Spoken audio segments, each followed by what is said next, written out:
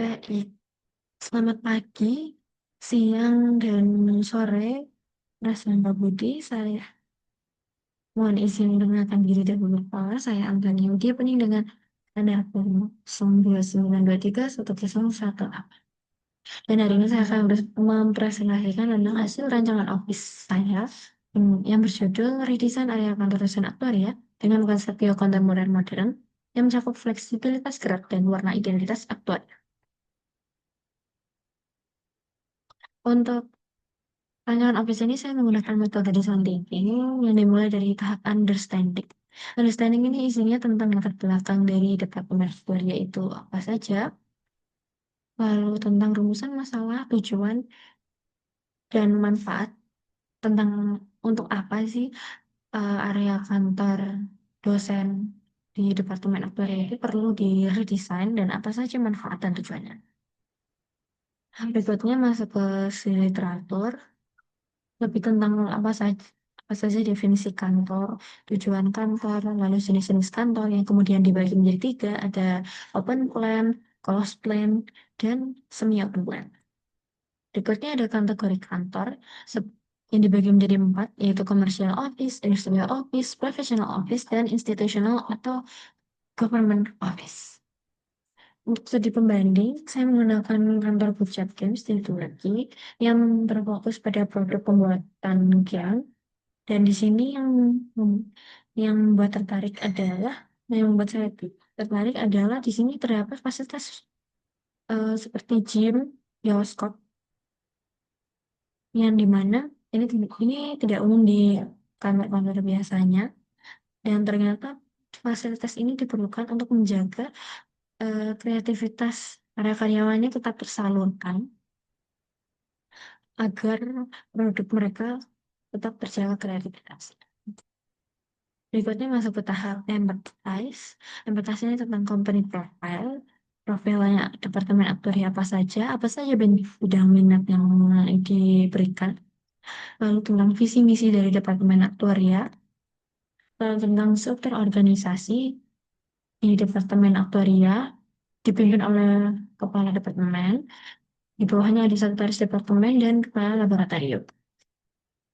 Untuk lokasi kantor ruang desain Departemen Aktuaria ini berada di dalam gedung Menara Sains di lantai 1, karena lantai bawahnya adalah lantai ground. Lalu berikutnya adalah tentang logo dari Aktuaria itu sendiri. Dari saya mencari filosofi bentuknya dan juga warnanya seperti puntas, patel, mudatel, dan hitam. Ini semua terdapat filosofinya sendiri. Lalu yang berikutnya terdapat unsur personal. Di sini saya mau mewawancarai dua dosen yang kebetulan merupakan sekretaris departemen dan juga kepala laboratorium. Dan di sini mereka semua menjelaskan hal yang sama, yaitu tentang peran mereka selain menjadi dosen, tapi juga menjadi uh, peng- menggunakan ruang kerja di area dosen ini bagaimana. Lalu kegiatan mereka itu seperti apa selain mengajar yang berkaitan dengan departemen. Lalu mereka juga menjelaskan tentang goals atau tipe ideal ruang kerja yang ideal menurut mereka itu seperti apa, atau mungkin saran yang diberikan untuk redesign itu apa saja, itu masuk dalam goals. Lalu mereka juga menjelaskan tentang pain. Pain itu adalah keluhan mereka tentang apa saja yang tidak mengenakan mereka selama menggunakan fasilitas di area ruang dosen yang sekarang. Lalu untuk keyword ini didapat dari penjelasan-penjelasan mereka. Untuk personal yang pertama terdapat keyword smart, loyal, dan honest. Untuk keyword dari personal yang kedua itu ada profesional, disiplin, dan honest. Lalu di sini ada empathy map. Empathy map ini tentang apa saja yang tentang menggeluti apa saja yang mereka pikirkan, apa yang Apa yang dikeluhkan, apa saja yang sekiranya bisa membuat area kantor terakhir ini menjadi lebih baik.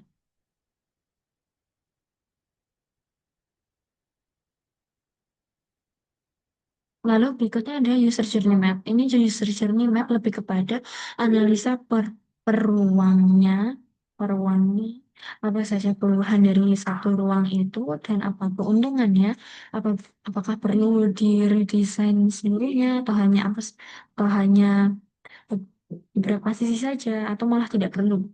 Dan skala kepentingannya itu setinggi apa? Apa saja setidaknya improvisasi yang dapat diaplikasikan berikutnya. Lalu berikutnya masuk ke tahap define. Tahap define ini berdasarkan hasil survei yang pertama ada studi aktivitas yang mencakup waktu dan aktivitas yang digunakan dan area yang digunakan. Lalu di sini terdapat analisa existing. Di sini dijelaskan semua keluhan-keluhan yang kami dapat dari wawancara personal tadi. Dan di sini terdapat kesimpulan dari semua masalah yang dikeluhkan, muncul keyword, ruang, warna identitas, suara, cahaya, dan penyimpanan atau storage. Lalu ini adalah dana existing beserta dengan ruangannya. Dan ini dana juga dana existing namun dibagi berdasarkan eh, jenis ruangannya, apakah semi private, publik atau ruang private. Lalu di sini ada dana existing versi SketchUp-nya. Ini adalah analisa area per, per ruangnya. Ini merupakan hasil survei. Kalau yang tadi user journey map itu adalah hasil analisis survei yang ini yang lebih dalam lagi. Lalu di sini terdapat matriks hubungan ruang dan bubble diagram yang menjelaskan tentang hubungan ruang mana saja yang harus tersambung atau mana yang sebaiknya tidak tidak tersambung. Dan lalu untuk bubble diagram mana saja yang sering dikunjungi oleh dosen atau staf dan mana yang sering dikunjungi oleh mahasiswa. Lalu berikutnya adalah utilitas masalah dibagi menjadi 4, most important, important, less important, dan not important. Berikutnya masuk ke tahap ideate. Ideate ini terdapat brainstorming yang menurut saya dari objek desain lalu turun objek desain objeknya adalah area dosen departemen aktuaria ITS. Itu saya jabarkan permasalahannya apa saja. Kalau saya mengambil dari urgenitas masalah yang ini tadi, saya mengambil yang most important dan bagian important. Berikutnya itu ada tujuan dari departemen aktuaria ini apa saja sih? Lalu penggunanya atau siapa? Dari permasalahannya ini terdapat keyword-keyword, tujuannya juga terdapat keyword, yang kemudian saya gabungkan menjadi judul dari cek perancangan masa, yaitu redesign area kantor dosen aktoria dengan konsep biokontemporer modern, fleksibilitas gerak, dan warna identitas area aktuaria. Lalu di sini ada three method. Three method ini tentang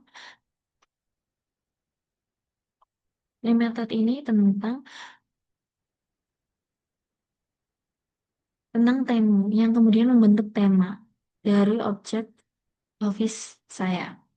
Yang pertama adalah konsep yang mau aplikasikan apa saja. Di sini ada kontemporer modern dan biofilik, lalu identitas tentang modularitas, lalu color quality apa saja, dan fleksibilitas gerak itu berarti setidaknya perlu furnitur yang multifungsi. Berikutnya ada konsep makro. Kalau konsep makro, saya saya menjelaskan tentang kontemporer modern itu apa saja, lalu tentang warna identitas Victoria, dan juga tentang biofil. Lalu terdapat konsep mikro yang seperti dinding, plafon, dan lantai, dan sebagainya. Untuk dinding, saya menggunakan base dinding putih untuk dan panel akustik, dan juga aplikasi warna dalam bentuk geometris. Berikutnya, itu adalah lantai. Konsep mikro untuk lantai. Jadi saya menggunakan porselen warna putih, karpet akustik, dan juga vinil kayu. Lalu berikutnya ada plafon. Saya menggunakan plafon akustik, ada lampu LED yang benar yang umum biasanya, dan juga ada lampu gantung. Berikut untuk furnitur itu saya menggunakan furnitur yang modular agar bisa dipindah, dan storage multifungsi untuk storage bekas-bekas yang fleksibel dan efisien. Berikutnya masuk ke tahap prototype, dan di sini saya memberikan tiga alternatif layout. Yang pertama ada alternatif layout yang pertama itu kondisikan pemisahan ruang antara dosen dan mahasiswa yang menggunakan gypsum sebagai sekat pemisah dengan dosen yang lain. Nah, untuk privasi dosen dan mahasiswa ini bisa terjaga apabila tidak ada mahasiswa yang masuk area dosen. Dan namun minusnya untuk ukuran musola ini sangat sempit.